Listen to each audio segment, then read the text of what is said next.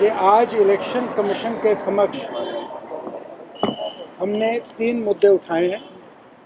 पहला मुद्दा जो बोडोलैंड पीपल्स फ्रंट के कैंडिडेट ने अपनी पार्टी को छोड़कर बीजेपी ज्वाइन किया है, हमारा ये कहना है कि वो डिसएंटाइटल्ड है to be in any way a part of the electoral process, और इसलिए ये आवश्यक है कि या तो बोडोलैंड पार्टी को ये इख्तियार दिया जाए कि वो उनकी जगह नया कैंडिडेट नामजद करें जो उनके उस पार्टी के चुनाव सिंबल पर इलेक्शन लड़े और वोट प्राप्त करें, या फिर उस इलेक्शन को काउंटरमैंड किया जाए। हमारी जो मुख्य याचना थी वो ये थी कि देश के अंदर डेमोक्रेटिक इलेक्शंस की प्योरिटी को बरकरार रखने के लिए इलेक्शन कमीशन के पास सारे वो कानूनी अधिकार और सारी शक्तियां हैं जिसका उपयोग करके वो ये सुनिश्चित कर सकते हैं कि ये जो ब्राइबरी और इंड्यूसमेंट और रिश्वतखोरी के माध्यम से जो लोगों की पॉलिटिकल लॉयल्टीज की खरीद फरोख्त हो रही है वो देश में बंद है।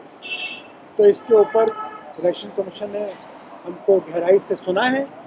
और दूसरा मुद्दा हमने उठाया है कि इलेक्शन ईवीएम, जो इलेक्शन कमीशन की ईवीएम्स हैं, वो इलेक्शन कमीशन की गाड़ी में ना होकर एक ऐसी कार के अंदर उनको पाया गया, जो प्रियंका जी ने भी ट्वीट किया है, जो बीजेपी के साथ ताल्लुक़ रखने वाले एक बीजेपी के कार्यकर्ता या उसके कैंडिडेट की गाड़ी थी। तो ये कोई असाधारण बात नहीं है, ये कोई आसमान से ये स्थिति पैदा नहीं हुई। तो हमने कहा कि इसके बारे में जांच कीजिए।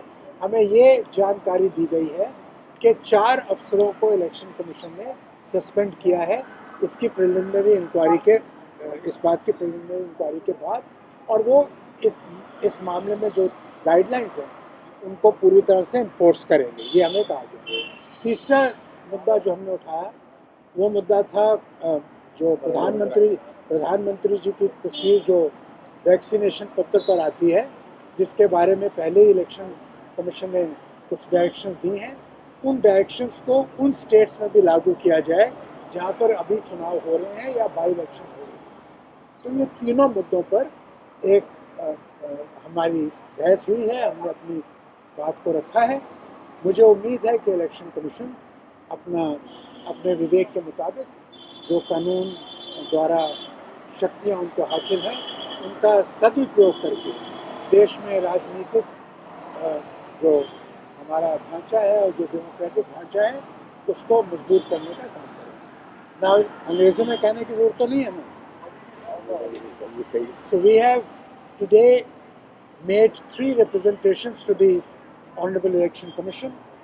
The first one pertains to the induced defection through illegal means of the candidate of the Bodo People's Front in Assembly Constituency number 58 in Assam. It has been our case before the Commission that Commission has enough powers under the Constitution and under the statutory law to ensure that such inducements that vitiate the electoral process and put a question mark on the purity of the electoral system and which go to weaken democracy are nipped in the bud.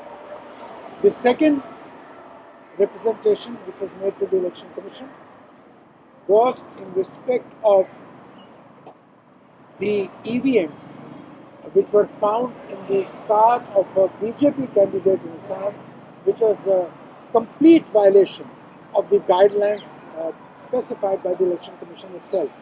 We were informed that 4 officers have been suspended and that the Election Commission has taken note of this aberration. The third representation was in respect of the photograph of the Prime Minister that appears on the vaccination certificates. In respect of this, directions have already been given by the Election Commission earlier.